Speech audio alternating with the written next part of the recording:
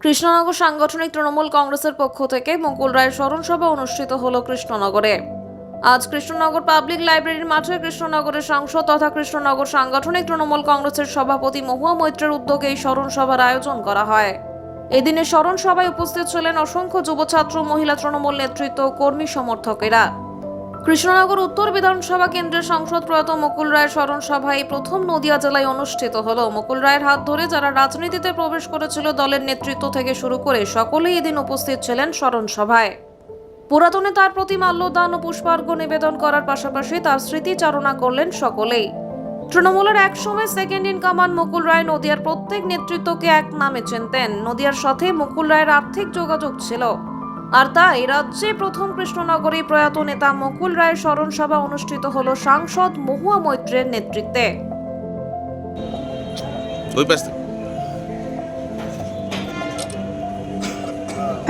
উপস্থিত হওয়ার জন্য আমরা জানি মুকুলদা অনেকদিন ধরে অসুস্থ ছিলেন, কিন্তু তবুও at the back of my mind ভাবতাম যেন উনি আছেন। এই যে আছেন, দেখতে পাচ্ছি না, হয়তো কথা বলতে পারছি না, কিন্তু উনি যে আছেন এই আস্থাটা ছিল। কারণ আমরা যারাই তৃণমূল কংগ্রেসের কর্মী, আমরা এককালে সবাই কংগ্রেস করতাম, একা একে সব তৃণমূলে এসেছি। তো তৃণমূলে এসে যে দলটার আমি বলবো যে জেনারেল ছিল, মমতাদি ওপরে তিনি নেত্রী, কিন্তু যে জেনারেল ছিল, যে ট্রুপসকে, সেনাকে যুদ্ধে নিয়ে এবে, সেটা কিন্তু মুকুলদা সবসময় ছিলেন। এই হিসাবে কাজ করতেন। তিনি মমতাদির ফার্স্ট লিউটেন্যান্ট বা জেনারেল ছিলেন। এবং মুকুলদার থেকে অনেক কিছু আমার শেখা, আমি লম্বা বলতে চাই না, অনেক স্মৃতি আছে। কিন্তু মুকুলদা থেকে আজকের দিনে যদি আমরা মানুষ চলে যায়, কিন্তু কি ছেড়ে যায় সেটা মোস্ট ইম্পর্টেন্ট। জুলিয়াস সিজার একটা লাইন ছিল, that the evil that men do lives after them, the good is oft interred with their bones. মানুষের যে ভালো জিনিসটা থাকে সেটা কিন্তু তার সাথে কবরে চলে যায়, আর যে খারাপ জিনিসটা থাকে সেটাই লোকে মনে রাখে।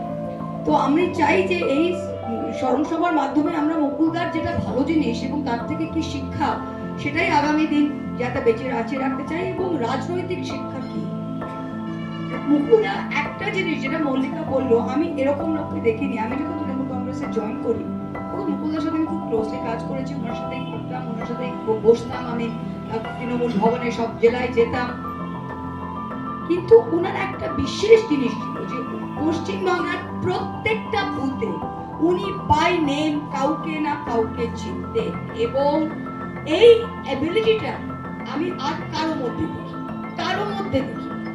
মানে ইট ইজ ইম্পসিবল। আমি চেষ্টা করি করার সেটা, কিন্তু সেটা আমি আজকে সকল রাজনীতিবিদকে বলছি, আপনি যদি কাউন্সিলর হন আপনার দরকার প্রত্যেকটা মানুষকে চেনার, আপনি যদি অ্যাসেম্বলিতে হন তাহলে আপনার দরকার প্রত্যেকটা বুথ সভাপতিকে চেনার, আমি একজন এমপি হয়ে চেষ্টা করি প্রত্যেকটা বুথ সভাপতিকে চেনার, প্রত্যেকটা। এইটা যদি আমরা না করতে পারি, কারণ ডানপন্থী রাজনীতি ক্যাডার ভিত্তিক নয়, ডানপন্থী রাজনীতি মানুষের ভাবনার উপর নির্ভর করে, মানুষের মানে আবেগের উপর নির্ভর করে আমরা রাজনীতি করি।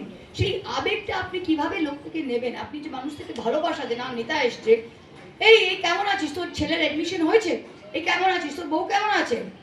মানে আমি ওনার সাথে তৃণমূল কংগ্রেসের ঘরে বসতাম ভবনে, সেই 2 বছর না 3 বছর ওনার ঘরে যে বসতাম, যাওয়া আসা করতাম। আমি অন্যান্য জেলায়, আজকে আমি নদিয়া থেকে বেরোবার আমার টাইম হয় না, আমি দক্ষিণের দিকেও যাই না, কিন্তু তখন যে ওই 1-3-4 বছর আমি প্রত্যেকটা জেলার মানুষ যারা আসতো মুকুলদার কাছে, তাদের কথা শুনে আমার তাদের চেনা হয়ে গেছে। সে কোথায় দীপালি আর কোথায় সোনামুখীতে ঝগড়া, বলাগড়ে অসীম আর কার ঝগড়া, মানে প্রত্যেকটা জায়গায় কোন গ্রুপ, কোন কে কি, এই যে নিবিড় ভাবে মানুষের মধ্যে, এক কর্মীর মধ্যে চলে যাওয়া জানা, এটা একটা বিশাল জিনিস। আরেকটা জিনিস, তৃণমূল কংগ্রেসে অনেকের ঘর ছিল, তৃণমূল কংগ্রেস ভবনে ভিড় কিন্তু মুকুলদার কাছে হতো। এটা ভালো আছে খারাপও আছে, কিন্তু এটা থেকে একটা শেখা জিনিস। উনি কাউকে, আমার যেরকম যদি হবে না, কয়েকটা স্টুডেন্ট এসে বললো গেস্ট লেকচার, আমি তখনই বলে দিলাম ভাই এটা হবে না। মুকুলদা কাউকে না করতো না। এটার খারাপ সাইড ছিল যে অনেকে ঝুলে থাকতো, অনেক দিনের পর দিন ঝুলে থাকছে, এটা একটা খারাপ সাইডও আছে।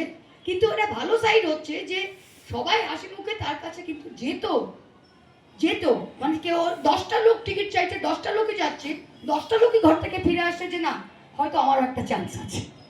মানে এটাও একটা রাজনীতিতে সকলকে অ্যাটলিস্ট তার সাথে নিয়ে চলার এবিলিটিটা উনি রাখতেন, উইচ ইন ডানপন্থী রাজনীতি ইজ ভেরি ভেরি ইম্পর্টেন্ট। আপনি যদি ইমিডিয়েটলি খাঁচাংফু করে কাউকে এলিয়েনেট করে দিলেন, এটা সবসময় ঠিক হয় না। তাই এটাও একটা, আমি বলবো, নীতি, এটাও একটা স্টাইল, এটা মুকুলদার থেকে শেখা। হয়তো 100% শেখা উচিত নয়, কিন্তু 80-85% এটার সাথে নিয়ে চলা উচিত। এরকম অনেক কিছু আমি পেয়েছি, কিন্তু যেটা মেন জিনিস আমি মনে করবো মুকুলদাকে, মানুষের সাথে মিলেমিশে আর কর্মীদের সাথে সকাল থেকে রাত বসে থাকতেন, যেই কর্মী আসুক হাসি মুখে দুটো কথা বলা, এটা মোস্ট ইম্পর্টেন্ট। পার্টি অফিসে বসা, আর যেখান থেকে সেখানে চলে যেতেন। রেলমন্ত্রী আজকে হলদিবাড়িতে আছে, খবর পেলেন মমতাদি শুভেন্দুর এলাকায় আছে, রাত্রিরে সিটিং রেলমন্ত্রী হলদিবাড়ি কুচবিহার থেকে ট্রেনে চেনে শুভেন্দু পৌঁছাবার আগে মমতাদির পাশে মেদিনীপুরে বসে আছে। মানে ভাবুন আপনি, এটাও তো এবিলিটি। আমাকে যদি বলেন এখন আপনি 6 ঘন্টা গাড়ি, আমি দুবার ভাববো। এই যে এবিলিটি, নেভার গিভ আপ, যে পায়ের তলে সবসময় ও মাটিটা কামড়ে রাখতো। সে অনেকে রেলমন্ত্রী হয়ে ভাববে যে আমার কিছু আর করার নেই, উনি কিন্তু রেলমন্ত্রী হয়েও এমন উনি রাজনীতিটা করতেন যেন একটা কাউন্সিলর, বুঝতে পারছেন, এইভাবে কামড়ে করতেন। It's very important. অনেক কিছু শেখার আছে, আর বেশি লম্বা করবো না। তিনি আমাদের এমএলএ ছিলেন। যাই হোক, এটা রাজনীতির একটা নিয়ম যে এমএলএ হয়েছিলেন আমাদের টিকিটে নয়। যখন এমএলএ ছিলেন তখন রাজনীতিটা ওনার সাথে একভাবে করতে পারলাম না।